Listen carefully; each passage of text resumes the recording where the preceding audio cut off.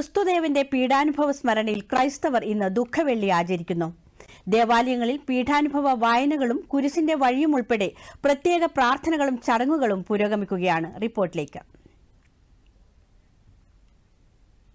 തിരുവനന്തപുരം പട്ടം saint Mary's പള്ളിയിൽ പ്രത്യേക പ്രാർത്ഥന നടന്നു. കുരിശിന്റെ വഴിയിൽ നൂറുകണക്കിന് വിശ്വാസികൾ പങ്കെടുത്തു. പീഡാനുഭവ സ്മരണ പുതുക്കി 10,000-കണക്കിന് വിശ്വാസികളാണ് മലയാറ്റൂർ കുരിശുമുടി കയറാനെത്തിയത്. സഹനയാത്രയെ അനുസ്മരിച്ച് വലിയ കുരിശു വഹിച്ചാണ് വിശ്വാസികൾ മല കയറിയത്. കുരിശുമുടി പള്ളിയിൽ രാവിലെ പ്രത്യേക പ്രാർത്ഥനയും പീഡാനുഭവ തിരുക്കർമ്മങ്ങളും നടത്തി.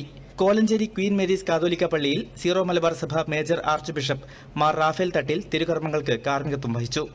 പീഡാനുഭവ ശുശ്രൂഷകൾക്കും കുരിശിന്റെ വഴിക്കും ശേഷം കോലഞ്ചേരി ടൗണിൽ നഗരി കാണിക്കൽ പരിഹാര പ്രദക്ഷിണവും നടന്നു. കോട്ടയത്തെ വിവിധ ദേവാലയങ്ങളിലും ദുഃഖവെള്ളിയോടനുബന്ധിച്ച് വിപുലമായ ചടങ്ങുകളാണ് സംഘടിപ്പിച്ചത്.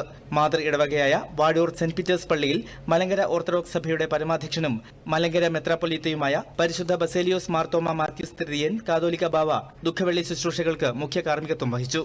ആഗോള മരിയൻ തീർത്ഥാടന കേന്ദ്രമായ മണർകാട് സെന്റ് മേരീസ് യാക്കോബായ സുറിയാനി കത്തീഡ്രലിൽ നടന്ന പീഡാനുഭവ ചടങ്ങിന് ശ്രേഷ്ഠ കാതോലിക്ക ബസേലിയോസ് ജോസഫ് ബാവ പ്രധാന കാർമ്മികത്വം വഹിച്ചു.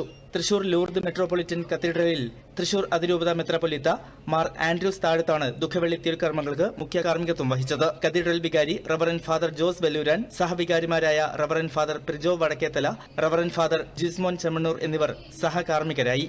News desk, Doordarshan.